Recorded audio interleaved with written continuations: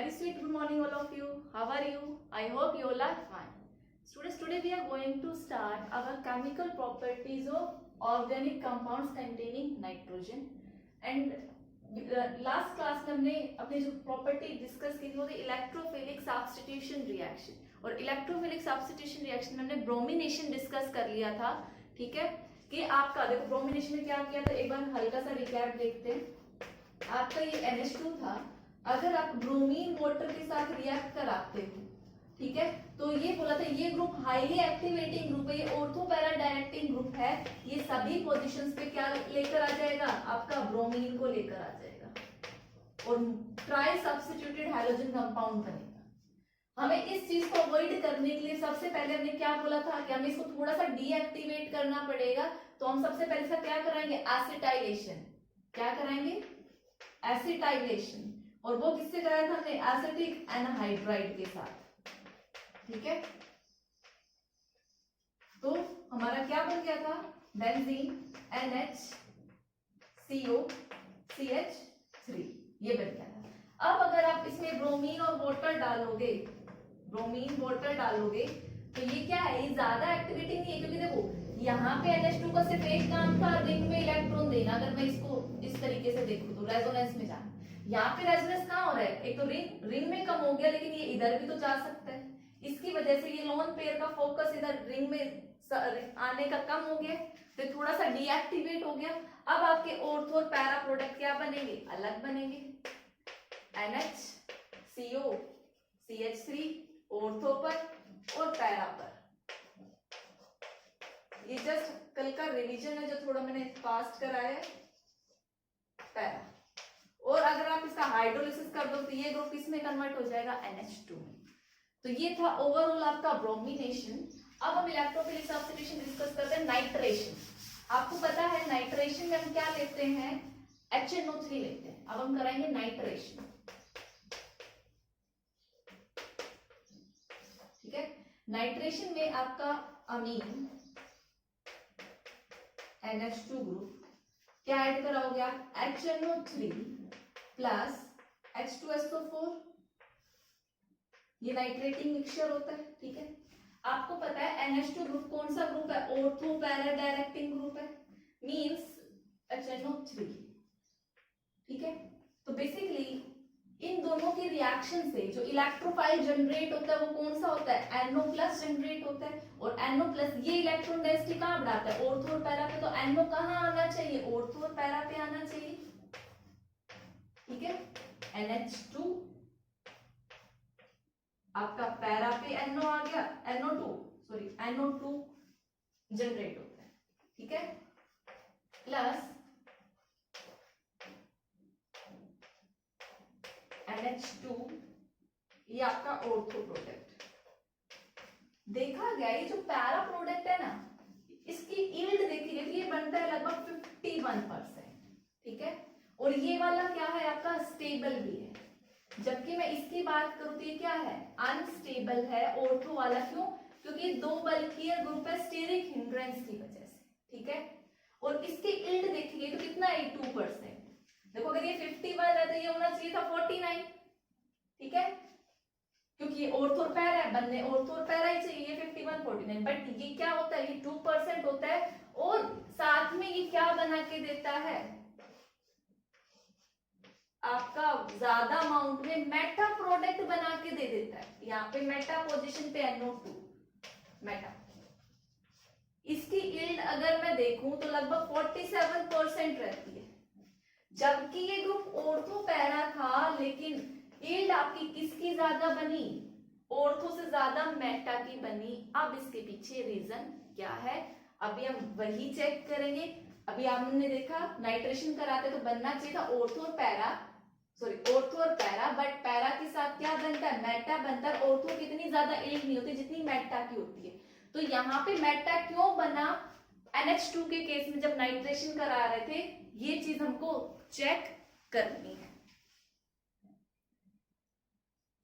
Students देखिए, ये question अभी पूछा है, इस ईयर CBSE ने भी पूछा था कि जब आप NH2 में एनिलीन में नाइट्रेशन कराते हो तो आपका मेटा प्रोडक्ट क्यों बनता है. ठीक है, ऑर्थो, जबकि NH2 ग्रुप क्या है, ऑर्थो पैरा डायरेक्टिंग ग्रुप है। क्वेश्चन ये, तो आप बोलोगे कि जब भी देखो HNO3 है, बेसिकली क्या रिलीज करेगा, एसिड है, ये H प्लस देगा, और इसके पास क्या है, लोन पेयर है, NH2 इस H प्लस को क्या कर देगा, अपने इलेक्ट्रॉन पेयर डोनेट कर देगा, और ये किस में कन्वर्ट हो जाता है, एनिलीनियम आयन में कन्वर्ट हो जाता है, NH3 पॉजिटिव। ये क्या है, एनिलीनियम आयन।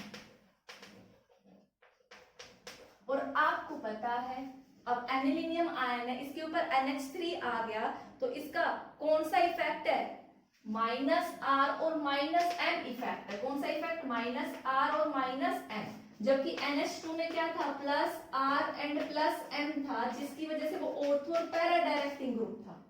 यहाँ पे क्या होगा, उल्टा ये ऐसे रिंग से इलेक्ट्रॉन लेगा जब आप इसकी रेजोनेटिंग स्ट्रक्चर बनाओगे। ठीक है, इसकी रेजोनेटिव स्ट्रक्चर बनाओगे तो यहाँ से लेकर पॉजिटिव चार्ज यहाँ आएगा, फिर पॉजिटिव चार्ज यहाँ आएगा, फिर पॉजिटिव चार्ज यहाँ, मतलब ऑर्थो और पैरा पे जहाँ नेगेटिव आना चाहिए था वहां पॉजिटिव आएगा। तो इलेक्ट्रॉन डेंसिटी ऑर्थो और पैरा पे ज्यादा नहीं हुई, किस पे ज्यादा होगी, मेटा पे, क्योंकि वहां कोई चार्ज नहीं, तो कोई इलेक्ट्रोफाइल जो जनरेट हुआ वो कहाँ अटैक करेगा, मेटा पोजिशन पे। तो आप बोल सकते हो अब ये जो एनिलीनियम में कन्वर्ट हो गया नाइट्रेशन के दौरान, और किसी में नहीं, नाइट्रेशन में ही ऐसा होता है। नाइट्रेशन के दौरान जो एनिलीनियम में हो गया, ये कौन सा डायरेक्टिंग है, मेटा डायरेक्टिंग ग्रुप है। ठीक है, मेटा डायरेक्टिंग है, तो जब आप HNO3 H2SO4 डालोगे तो ये आपको क्या देगा, मेटा प्रोडक्ट भी देगा, क्योंकि वहां पे एनिलीनियम आयन भी बन जाता है। ठीक है, तो ये था रीजन इसके पीछे। तो आप बोल सकते हो in presence of H plus, in presence of H plus aniline converted into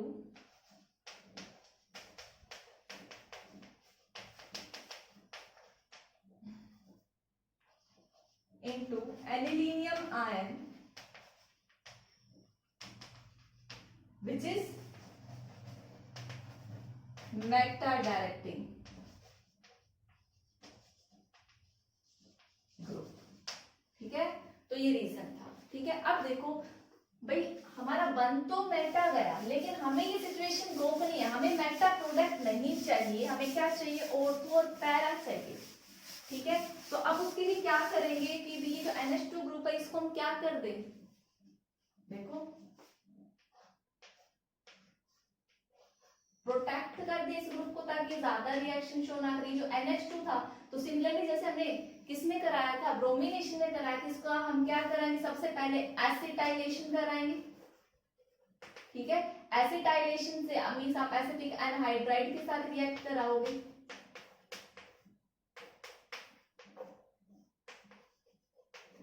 और ये किसमें कन्वर्ट हो जाएगा, NHCO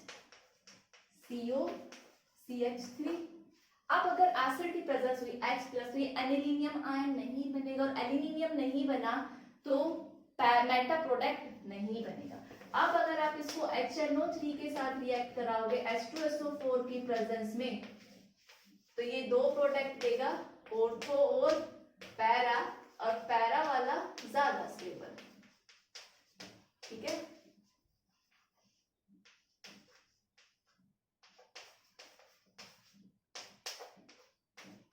NHCO CH3, ये पैरा NO2 और ये ऑर्थो NO2। और अगर आप इसको इस ग्रुप को हटाना है तो किसके साथ ट्रीट करा दो, वाटर के साथ।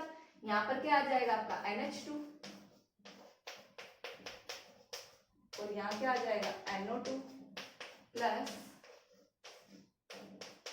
NH2 NO2। ठीक है, तो ये रिएक्शन थी हमारी नाइट्रेशन की। अगर आप एसिटाइलेशन नहीं कराते तो आपके पास तीनों प्रोडक्ट बनेंगे, ऑर्थो मेटा पैरा, जिसमें पैरा और पैरा की यील्ड 51, मेटा की 47 और ऑर्थो की सबसे कम 2%। और अगर आपको ऑर्थो और पैरा चाहिए तो सबसे आप पहले एसिटाइलेशन करेंगे, इस ग्रुप को प्रोटेक्ट करेंगे ताकि आपका एनिलीनियम आयन नहीं बने और आपको क्या मिले, ऑर्थो एंड पैरा प्रोडक्ट मिले। स्टूडेंट अब देखते हैं सल्फोनेशन रिएक्शन। आपको पता है सल्फोनेशन क्या होगी, कंसंट्रेटेड H2SO4 की प्रेजेंस में होती है। तो बेसिकली ये भी क्या रिलीज करेगा, H+ रिलीज करेगा। यहाँ पे भी पहले क्या बनेगा, एनिलीनियम आयन बनेगा, ठीक है। ये बेंजीन क्या बन जाएगा, ये NH3 पॉजिटिव, और यहाँ से देखो H+ निकल गया, क्या बचा HSO4 नेगेटिव, वो इसी के साथ अटैच हो जाएगा SO3 HSO3 नेगेटिव, ठीक है। इसको हम क्या बोलते हैं, एनिलीनियम। भाई ये एनिलीनियम आयन है हाइड्रोजन सल्फेट, एनिलीनियम या एनिलीन हाइड्रोजन सल्फेट, ठीक है। अब इसके बाद देखो क्या होगा, इसके बाद हाई टेम्परेचर पे लगभग 450 के आसपास रीअरेंजमेंट होगा, ठीक है। रीअरेंजमेंट होगा तो यहां से क्या निकल जाएगा, -H2। बेसिकली आप हीट करोगे तो देखो एक H यहां से, और बेसिकली देखो ये बनेगा यहाँ पे HSO4, ठीक है। वापस से ये कन्वर्ट हो जाएगा NH2 में, और यहाँ पे क्या कन्वर्ट होगा, SO3H, ठीक है। तो ये आपका क्या होगा, रीअरेंजमेंट। अब रीअरेंजमेंट के बाद हम देखते हैं क्या स्ट्रक्चर बनेगा। सो स्टूडेंट्स अब देखो क्या होगा, यहाँ पे आपको पता है इसका बेसिक नेचर। देखो कुछ स्टूडेंट को कंफ्यूजन है कि H2 कैसे निकला। तो देखो एक H यहाँ से, भैया NH3 था, एक O यहाँ से और एक H यहाँ पे था जहाँ यहाँ के अटैच है। तो ओवरऑल इस अरेंजमेंट में जो रिमूवल हुआ वो वाटर का हुआ, ठीक है। अब देखो यहाँ से ये क्या रिलीज करेगा, H+। इसका नेचर कैसा है, बेसिक। ये क्या करेगा, H+ एक्सेप्ट करेगा, तो ये क्या बनाएगा, बेसिकली ये इक्विलिब्रियम में होता है, बट ज्यादा इक्विलिब्रियम इस डायरेक्शन में होता है इसका। यहाँ पे बनेगा SO3 नेगेटिव, ऊपर NH3 पॉजिटिव। अब देखो एक ही स्पीशीज में क्या है, पॉजिटिव चार्ज भी है, नेगेटिव चार्ज भी है। बेसिकली किसकी तरह काम कर रहा है, ज्वीटर आयन, जो हमने बायोमोलिक्यूल्स में पढ़ा था, ज्वीटर आयन। अगर इसकी स्टेबिलिटी देखें तो ज्यादा स्टेबल है इस फॉर्म में, ठीक है। तो ये तो बात थी हमारी किसकी, सल्फोनेशन की। अब बात करें फ्रीडल क्राफ्ट रिएक्शन की, कि aniline Friedel craft reaction show करता है या नहीं करता, ठीक है। अब देखो अगर एनिलीन की बात करूं, फ्रीडल क्राफ्ट में क्या होना चाहिए, ये एनिलीन है, ये अगर किसके साथ रिएक्ट करे, CH3ClO, किसकी प्रेजेंस में, AlCl3 की प्रेजेंस में, तो alkylation, Friedel craft alkylation, but ये फ्रीडल क्राफ्ट एल्काइलेशन शो नहीं करता। ऐसे ही मैं असाइलेशन देखूं, CH3COCl, जबकि करना चाहिए लेकिन ये नहीं करता। क्यों नहीं करता, आप क्वेश्चन बना के लिख सकते हो, aniline do not show Friedel craft reaction. उसका रीजन, बिकॉज ये जो एनिलीन है भाई, यहाँ पे इन दोनों को कंबाइन करके क्या जनरेट करना चाहिए था, इलेक्ट्रोफाइल, कि भाई ये यहाँ से Cl निकले, ये Cl एक्सेप्ट करे, यहाँ से क्या हो, CH3 पॉजिटिव निकले, और क्या निकले प्लस में AlCl4 नेगेटिव। ये रिएक्शन होनी चाहिए इन दोनों की, बट होता क्या है, ये चीज नहीं होती। ये जो ग्रुप है NH2 का, ये किसके साथ रिएक्ट कर जाता है, ये AlCl3 के साथ रिएक्ट कर जाता है। क्यों, क्योंकि इसके पास लोन पेयर है। ये कौन सा नेचर शो करेगा, बेसिक, और ये क्या है, लैविस एसिड। तो ये इसको क्या कर देगा, अपने इलेक्ट्रॉन पेयर डोनेट कर देगा, तो क्या होगा, NH2 पॉजिटिव और इसके साथ AlCl3 नेगेटिव, एक सोल्ट बना देगा। तो ये फर्दर आपको एक फ्रीडल क्राफ्ट रिएक्शन शो नहीं करेगा। आई होप सभी को इतना पार्ट समझ में आया होगा। स्टूडेंट्स देखो इसी टॉपिक में हमारा नेक्स्ट टॉपिक है, मींस इस यूनिट का सेकंड पार्ट है डाइसोनियम सोल्ट। देखो डाइसोनियम सोल्ट क्या होता है, आपकी एरोमेटिक रिंग N2Cl। यहाँ पे एरोमेटिक की जगह एल्काइल भी हो सकता है, तो वो एल्काइल डाइसोनियम सोल्ट होगा। और अगर Ar होगा तो एरिन डाइजोनियम सोल्ट होगा। बट बेसिकली जो अल्काइल डाइजोनियम सोल्ट्स हैं वो स्टेबल नहीं होते, हम उनको यहाँ स्टडी नहीं करेंगे, ठीक है। हम बेसिकली यहाँ पे जो Ar है ये किसको रिप्रेजेंट कर रहा है, आपके बेंजीन रिंग को, एरोमेटिक रिंग को, ठीक है, जो अराइल ग्रुप है। N2 किसको रिप्रेजेंट कर रहा है, आपको डाइजोनियम ग्रुप को, डाइजोनियम, ठीक है। और ये क्या है आपका, आपका हैलाइड ग्रुप है, ठीक है। तो ये रिप्रेजेंटेशन है किसी भी हैलाइड मींस आपका जरूरी नहीं है एक्स यू, यहाँ पे क्या होगा भाई, इसके ऊपर पॉजिटिव चार्ज होता है, इस पे नेगेटिव। तो एक्स बेसिकली आपके हाइड्रोजन हो सकते हैं, क्लोरीन हो सकता है, ब्रोमीन हो सकता है, यहाँ पे HSO3 नेगेटिव हो सकता है, एन, ठीक है। तो ये ग्रुप हो सकते हैं। तो ये रिप्रेजेंटेशन थी आपके डाइजोनियम सोल्ट की। अब देखो अगर मैं इसका एग्जांपल डिस्कस करूं, नेमिंग इसकी डिस्कस करें हम, तो ये आपकी बेंजीन रिंग है, यहाँ पे क्या आ गया N2Cl, तो इस पे नेगेटिव चार्ज, इस पे कैसा चार्ज, पॉजिटिव। तो इसको आप क्या बोलोगे भाई, बेंजीन ग्रुप, N2 ये डाई, इसको हम क्या बोलते हैं डाइएजो ग्रुप, और ये आपका Cl लास्ट में लगा तो क्या हो जाएगा बेंजीन, इसको बेंजीन बोलते हैं, इसको डाइजोनियम बोलते हैं, और ये पीछे क्या है क्लोराइड है, ठीक है। अब देखो अगर मैं इस क्लोराइड की जगह HSO3 ले आई, N triple bond N, HSO3 negative, ये पॉजिटिव, तो ये क्या हो जाएगा बेंजीन डाइजोनियम सल्फोनिक। अब HSO3 को क्या बोलते हो, कितनी बार हमने पढ़ा है, इसको हम क्या बोलते हैं, अगर कॉमन नेम में देखो तो ये हाइड्रोजन सल्फेट भी बोल सकते हो, तो आप क्या लिख सकते हैं इसको benzene diazonium hydrogen sulphate, hydrogen sulphate, ठीक है। तो ऐसे अगर आप डिफरेंट डिफरेंट ग्रुप्स ले आओगे तो उसके नेम आप इजीली कर सकते हो, ठीक है। अब हम देखते हैं, इसकी बात करते हैं स्टेबिलिटी की, कौन ज्यादा स्टेबल है कौन लेस स्टेबल है, ठीक है। स्टेबिलिटी, तो देखो स्टेबिलिटी में आपके अल्काइल डाइजोनियम सोल्ट है, अल्काइल डाइजोनियम सोल्ट, और यहाँ पे कौन से अराइल डाइजोनियम सोल्ट। ये तो स्टेबल होते ही नहीं है, ये क्या होते हैं अनस्टेबल होते हैं, ठीक है। बेसिकली ये जो आपके आर को यही ग्रुप होगा, अगर अल्काइल होगा तो आर ग्रुप NCl। तो बेसिकली जब आप ये टेम्परेचर अप्लाई करो तो यहाँ ये क्या बना लेगा, आर पॉजिटिव बना लेगा, यहाँ से क्या निकल जाती है N2 गैस, और यहाँ से Cl नेगेटिव। लेकिन एराइल डाइजोनियम सोल्ट की बात करो तो इनकी क्या होती है, स्टेबिलिटी होती है एट लो टेम्परेचर, कुछ टाइम के लिए, for small period it is stable at low temperature. और लो टेम्परेचर आपका क्या है 273 से 278 केल्विन, ठीक है, जिसको हम 0 से 5 डिग्री सेल्सियस रिएक्शंस में यूज करते हैं, ठीक है। कितने टाइम के लिए, शॉर्ट टाइम के लिए, ठीक है। क्यों स्टेबल है, देखो भाई ये आपका डाइएजो ग्रुप है, N ट्रिपल बॉन्ड NCl, ठीक है। ये Cl नेगेटिव है, इसको मैं हटा दो, पॉजिटिव चार्जेस नाइट्रोजन पे है। तो बेसिकली जो स्टेबलाइजेशन है वो किसकी वजह से, वो रेजोनेंस की वजह से है।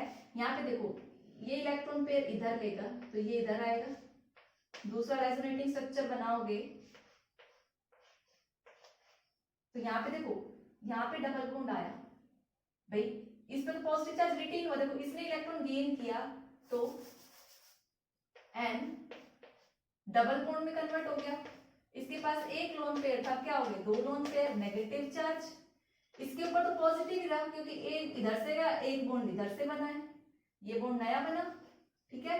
और यहाँ पे क्या आ गया आपका पॉजिटिव चार्ज, ये किस में जा रहा है, डीलोकलाइजेशन में जा रहा है, N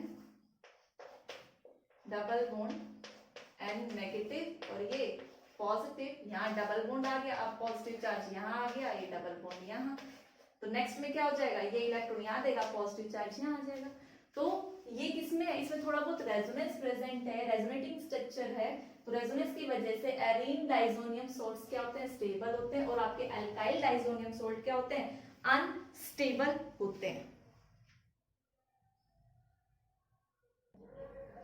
स्टूडेंट्स अब हम डिस्कस करते हैं physical property of diazonium salt. देखो डाइजोनियम सॉल्ट क्या होता है, बेसिकली ये होता है बेंजीन के ऊपर N2Cl, ठीक है। ये क्या होता है, कलरलेस होता है और क्रिस्टलाइन सॉलिड है, इजीली पानी में सॉल्युबल हो जाता है, बट ये हाई टेम्परेचर पे अनस्टेबल होता है, कोल्ड में ये स्टेबल होता है। तो जनरली देखो इसकी प्रिपरेशन पार्ट हम करेंगे तो वहां पे आपको क्लियर हो जाएगा। चलो प्रिपरेशन पार्ट में यही साथ साथ डिस्कस करते हैं, ठीक है। देखो आपका डाइसोनियम सॉल्ट यही है, अगर इसको प्रिपेयर कैसे करते हैं वो देखो, crystalline solid readily soluble in water, ये तुमने देख लिया, हॉट हाई टेम्परेचर पे अनस्टेबल होता है, कोल्ड में क्या होता है, स्टेबल। देखो इसकी प्रिपरेशन की बात करूंगा, तो इसको प्रिपरेशन कैसे करेंगे भाई, आपने एनिलीन लिया और NH2 और किसके साथ रिएक्ट कराया, NaNO2 प्लस HCl। बेसिकली आपको पता है ये दोनों मिक्सचर क्या देते हैं, मोनो देते हैं, HNO2। HNO2 इसके साथ रिएक्ट करेगा, लेकिन टेम्परेचर कितना होना चाहिए, 273 से 278 केल्विन, जिसको हम 0 से 5 डिग्री सेल्सियस बोल सकते हैं, ठीक है। कितने टेम्परेचर पे ही ये क्या देगा, ये देगा N2Cl। अगर हाई टेम्परेचर हो गया, अगर मैं इसको बोल दूं ग्रेटर देन 5 डिग्री सेल्सियस हो गया, तो ये जो डाइजोनियम क्लोराइड है ये किस में कन्वर्ट हो जाएगा, ये मींस H2O की प्रेजेंस में किस में कन्वर्ट हो जाएगा, फिनोल में कन्वर्ट हो जाता है। तो ये क्या है, हाई टेम्परेचर पे अनस्टेबल, लो टेम्परेचर पे क्या होता है, स्टेबल होता है। इतनी बातें समझ में आ गई, इसकी प्रिपरेशन देख लिया। प्रॉपर्टीज, केमिकल प्रॉपर्टीज की बात करोगे, दो टाइप की प्रॉपर्टी शो करेगा, मतलब दो तरह से केमिकल रिएक्शन शो करेगा। एक में तो ये अपना एक ऐसी रिएक्शन शो करेगा जिसमें ये N2 रिलीज कर दे, और सेकंड क्या करेगा कि जिसमें ये N2 ग्रुप रिटेन रहे। और इस प्रॉपर्टी की सारी रिएक्शंस हम देख चुके हैं, सैंडमेयर रिएक्शन, गटरमैन रिएक्शन, वही चीज अब मैं डिस्कस करने वाली हूँ। और इसमें हम कौन से देखेंगे, कपलिंग रिएक्शन। तो आप पहले इसको कॉपी करो,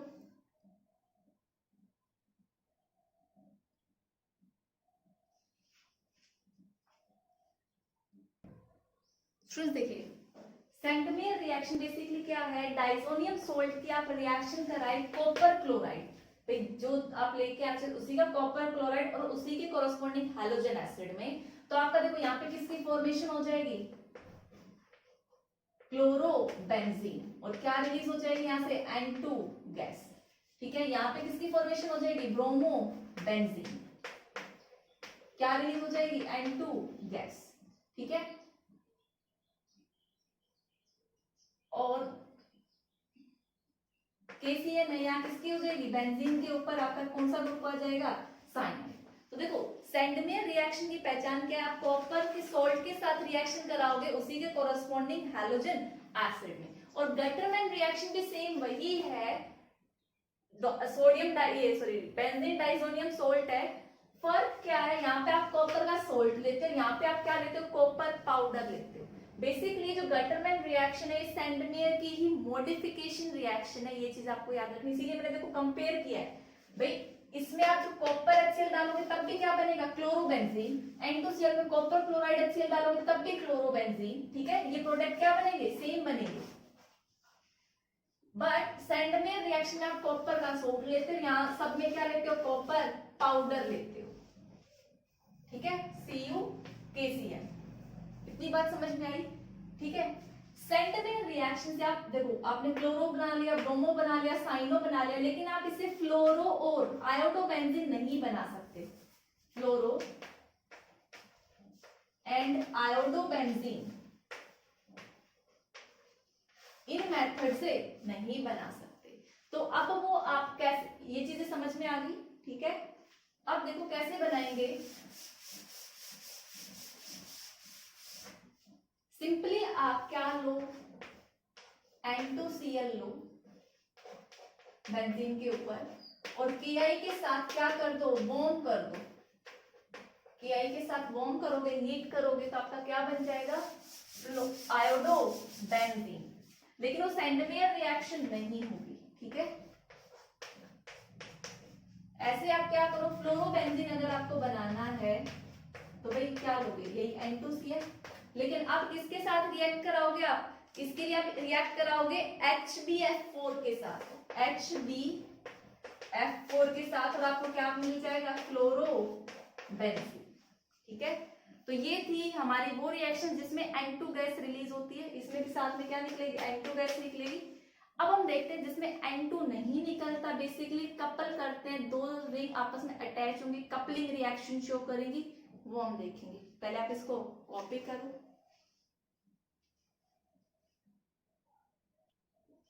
स्टूडेंट्स देखो, अब कपलिंग रिएक्शन क्या होती है, कपलिंग रिएक्शन वो है जिनमें एजो जो है रिटेन रहे, एजो ग्रुप, ठीक है। तो देखो, जब भी आपका एरिन डाइजोनियम सोल्ट बेसिकली ये रिएक्ट करे किसके साथ, highly reactive aromatic compound like phenol aniline. तो सपोज करो मैं इसको क्या बना रही, इसको पहले मैं रिएक्ट करा रही फिनोल के साथ। तो देखो मैंने फिनोल का OH पार्ट इसकी तरफ ही रखा, OH इधर रखा है, इसके ठीक पैरा पोजीशन वाला H लिया, ये आपका डाइजोनियम सोल्ट, ये आपका क्या है, फिनोल, आपस में रिएक्ट करेंगे और क्या करेंगे, यहाँ से ये HCl गैस, ठीक है। HCl गैस निकल गई, तो देखो यहाँ से ये बॉन्ड इधर शिफ्ट होगा ताकि इस कार्बन और नाइट्रोजन के बॉन्ड बीच में बॉन्ड बने। तो आपका क्या बनेगा, बेसिकली ये N डबल बॉन्ड N, ये बेंजीन, और इधर ये OH ग्रुप, ठीक है। यहाँ पे लिख लेना आप OH ग्रुप, स्पेस नहीं है मेरे पास। तो बेसिकली ये चीज आपकी बनी। यहाँ पे देखो भाई रेजोनेंस यहाँ पर भी है, और ये मींस यहाँ पे क्या, देखो ये N डबल बॉन्ड OB, इसके साथ क्या रेजोनेंस में, तो कंप्लीट आप यहाँ बोल सकते हो एक्सटेंडेड कंजुगेशन होता है। ये डबल बॉन्ड भी क्या एक्सटेंडेड कंजुगेशन में होता है, तो रेजोनेटिंग स्ट्रक्चर ज्यादा बढ़ेगी, जिसकी वजह से क्या होता है, आपका ये जो कलर की प्रॉपर्टी है डाई, बेसिकली हम इसको क्या बोलेंगे, फिनोल। ये जो डाई बनी, ये एक डाई बनी है, इसका कलर कैसा होता है आपका, ऑरेंज, ठीक है। ऐसे अगर आप इसको एनिलीन के साथ रिएक्ट कराओगे,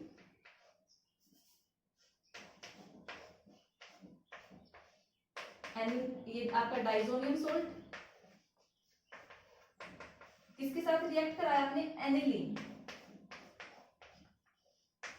NH2 और ये H, बेसिकली यहां से क्या हुआ है, रिमूवल ऑफ HCl। अब यहाँ क्या बनेगा, N डबल बॉन्ड N, और इधर क्या होगा, NH2। इस कलर, इस डाई का जो कलर होता है वो होता है येलो कलर की डाई, ठीक है। तो बेसिकली हम अलग अलग ऐसी चीजों के साथ रिएक्ट कराए जो हाईली रिएक्टिव हो, एरोमेटिक हो, फिनोल एनिलीन लाइक, तो हमें क्या मिलेगा, डाई मिलेगी, ठीक है, डिफरेंट डिफरेंट कलर्स की। इस टाइप की रिएक्शन को हम बोलते हैं कपलिंग रिएक्शन, ठीक है, काफी इंपॉर्टेंट है, तो ये आपको आनी चाहिए, ठीक है। तो डाइजोनियम सोल्ट क्या बनाता है, डाइस भी बनाता है, ठीक है। तो ये चैप्टर स्टूडेंट्स हमारा यहीं खत्म होता है, नाइट्रोजन कंटेनिंग कंपाउंड्स। आपको क्वेश्चंस की प्रैक्टिस करनी है। बेसिकली फर्स्ट टाइम में तो आपको क्या याद करना है, रिएक्शंस याद करनी है, नेम रिएक्शंस याद करनी है, कौन सा किस मैकेनिज्म से हो रहा है, ठीक है। जब आपको रिएक्शंस याद होंगी तभी आपको क्या याद होगा, मीन जब आप क्या कर पाएंगे, अच्छे से कन्वर्जन पार्ट कर पाएंगे, कंप्लीट द फॉलोइंग रिएक्शंस कर पाएंगे। और अगर आपने मैकेनिज्म सीख लिया तो आप कंसेप्चुअल क्वेश्चंस का भी आंसर दे सकते हो, ये चीज क्यों हुई, कब हुई, इसका नेचर कैसा है, क्या कुछ है। तो बेसिकली फर्स्ट टाइम आपको क्या याद करना है, रिएक्शंस, ठीक है। तो that's all for today's lecture. Thank you and have a nice day.